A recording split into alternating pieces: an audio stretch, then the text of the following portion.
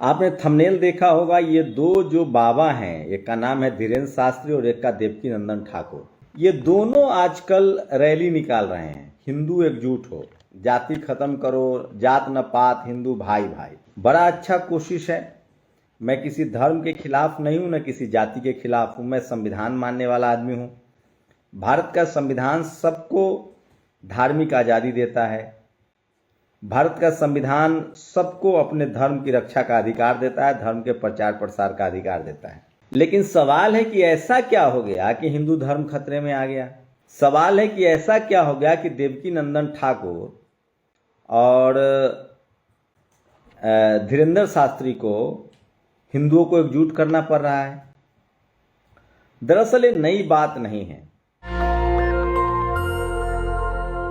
जब भी अगर आप हिंदू हैं, लेकिन अगर आप SC ST OBC हैं, जो आपका संवैधानिक नाम है, पहले तो मैं आपका बता दूं, आप मान लीजिए आप हिंदू धर्म को मानते हैं तो भी आप SC ST OBC हो सकते हैं। SC ST OBC से आपको नौकरी मिलती है, पढ़ाई लिखाई में छूट मिलती है, ये संवैधानिक अधिकार है। इससे आप कलेक्टर, SP, DM बन सकते हैं। उसी तरह से कॉलेज यूनिवर्सिटी में दाखिला हो सकता है, बैंक में लोन मिल सकता है। तमाम आपको जो सरकारी लाभ मिलता है वो SC ST OBC की वजह से। और SC ST OBC सिर्फ हिंदू नहीं है, आप सिख हो सकते हैं तो भी OBC SC हैं, आप क्रिश्चियन हो सकते हैं तो भी ST हैं, आप मुस्लिम हो सकते हैं तो भी OBC और ST भी हैं। मुस्लिम समाज के लोग SC नहीं है, ST और OBC हैं। आप बुद्धिस्ट हैं तो भी SC ST OBC हो सकते हैं। तो धर्म का कोई लेना देना नहीं है आपके संवैधानिक अधिकार से। अब बता रहा हूं कि ये लोग क्यों कर रहे हैं। दरअसल इनको आपका वोट चाहिए और वोट लेकर इनको सत्ता चाहिए। धीरेन्द्र शास्त्री को पूछिए माइक के सामने कि आपके आरक्षण पर क्या राय है। ये जो SC ST OBC का आरक्षण है, हिंदू SC ST OBC का या सिख SC OBC का, इन पर, मुस्लिम पर तो ये बोल देंगे कि उनका खत्म होना चाहिए, हम जानते हैं। लेकिन आपको जानकर हैरानी होगी कि ये सारे SC ST OBC का आरक्षण खत्म करना चाहते हैं और इसीलिए कह रहे हैं कि आप हिंदू बन जाइए और आप हमको, BJP को वोट दीजिए या इनके के अनुसार चलिए, इनको चढ़ावा चढ़ाइए। सोचिए, ये लोग इतने शातिर हैं कि ये बाबा साहेब के संविधान, बाबा साहेब की मूर्ति पर जाकर माला चढ़ाते हैं। मतलब मूर्ति पर माला और विचारों पर ताला। इनसे पूछिए कि बाबा साहेब ने संविधान में क्या कहा है, बाबा साहेब ने धम्म क्यों अपनाया, बाबा साहेब हिंदू धर्म छोड़ के क्यों गए, तब नहीं बोलेंगे। चलिए, आप हिंदू हैं तो इनसे कहिए कि मैं तो हिंदू हूं, मुझे यादव, कुर्मी, कुशवाहा, प्रजापति, विश्वकर्मा किसने बनाया। एक सवाल इनसे पूछिए, ये दोनों बाबाओं से पूछिए कि मैं हिंदू था तो आप धीरेन्द्र शास्त्री कैसे हो गए, आप पुजारी का अधिकार कैसे मिल गया, और मैं प्रजापति, विश्वकर्मा, कुर्मी, कुशवाहा, शाक्य, निषाद कैसे रह गया। एक बात। दूसरी बात, मैं हिंदू हूं, मैं पासवान हूं, मैं राम हूं, मैं वाल्मीकि हूं, तो मेरे पास शहर में जमीन क्यों नहीं है। मेरे माता पिता, मेरे दादा दादी पढ़ने लिखने क्यों नहीं जा पाए, उनको सरकारी नौकरी नहीं क्यों मिली, उनको शहरों में जमीन क्यों नहीं है, उनके बड़े बड़े मकान क्यों हैं।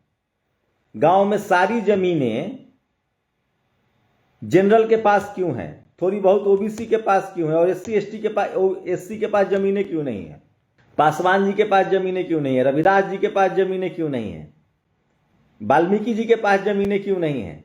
तब इनसे पूछिएगा, तब ये मुंह बंद कर लेंगे।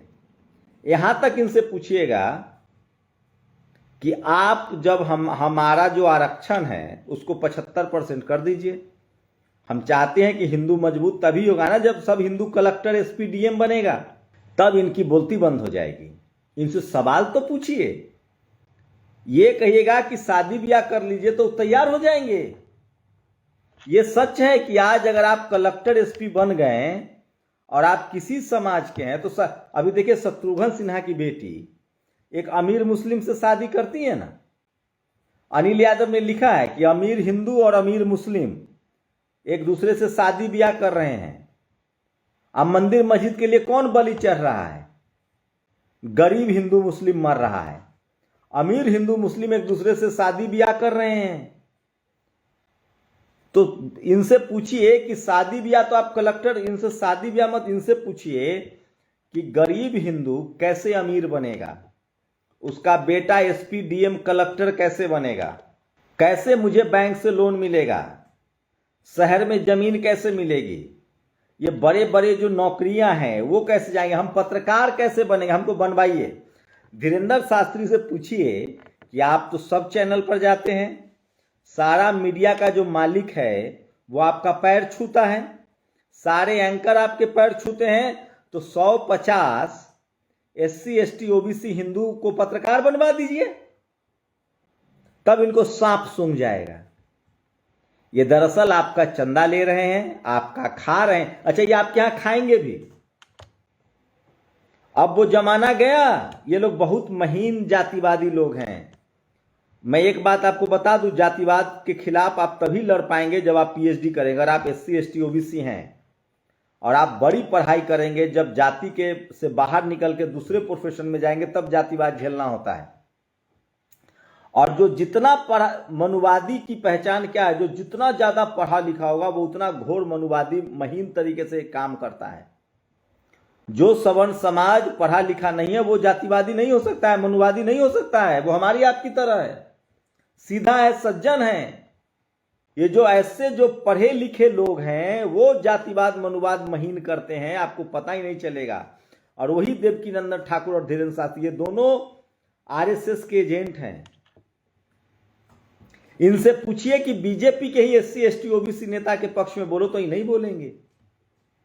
इनसे पूछिए कि इस देश में 90% हिंदू SC ST OBC का आरक्षण आप बचाइए, जाति जनगणना के पक्ष में कैंपेन कीजिए, तो नहीं करेंगे ये। आप सोचिए आपको किस तरह से ये कहां धकेल रहे हैं, कहां ले जा रहे हैं। तो अगली बार जब भी आपके सामने आए तो ये सवाल पूछिए कि बाबा हिंदू तो हम हैं, हमारे बाप दादा भी थे, लेकिन हमको नौकरी कैसे मिलेगी, आरक्षण हमारा बढ़वा दीजिए। और 10% जो सवर्ण आरक्षण है उसका विरोध करके दिखाइए, जाति जनगणना कराइए, शहरों हिंदू कैसे मजबूत होगा। तो नहीं करेंगे, ये सांप सूंघ जाएगा इनको। मैं इसीलिए कह रहा हूं ये घोर जातिवादी मनुवादी लोग हैं और ये बाबा के वेश में एजेंट हैं। ये आरक्षण विरोधी लोग हैं, ये संविधान विरोधी लोग हैं, ये धर्म बचाने नहीं चले हैं, ये जाति बचा रहे हैं, ये अपने जाति की सत्ता को मजबूत कर रहे हैं। ये चाहते हैं कि इस देश में RSS और सवर्ण समाज का सत्ता रहे। बीजेपी की सत्ता मतलब सवर्ण समाज की सत्ता। अगर ये धर्म बचा रहे होते तो अखिलेश यादव का प्रचार करते, लालू यादव का, हेमंत सोरेन का, मायावती जी का। ये भी हिंदू है?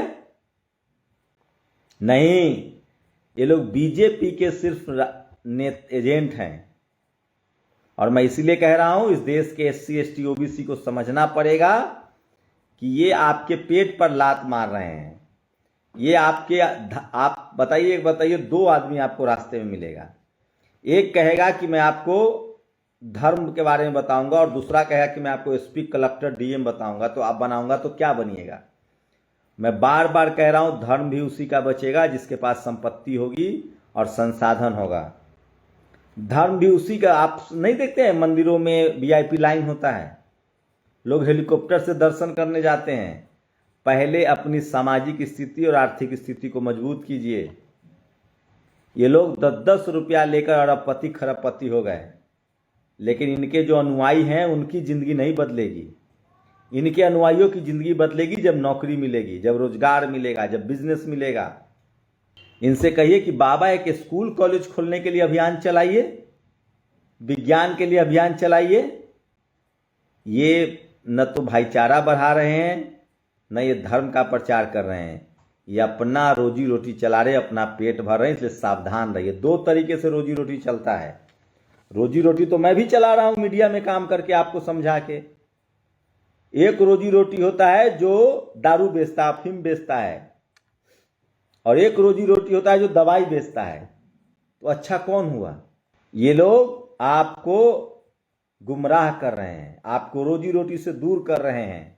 इन लोगों से जाति जनगणना पर सवाल पूछिए, रिजर्वेशन पर सवाल पूछिए, तब पता चलेगा कि ये लोग आपके हितैषी हैं या ये लोग आपका वोट ठगने के लिए सब एजेंडा चला रहे हैं। सावधान रहिए। शुक्रिया।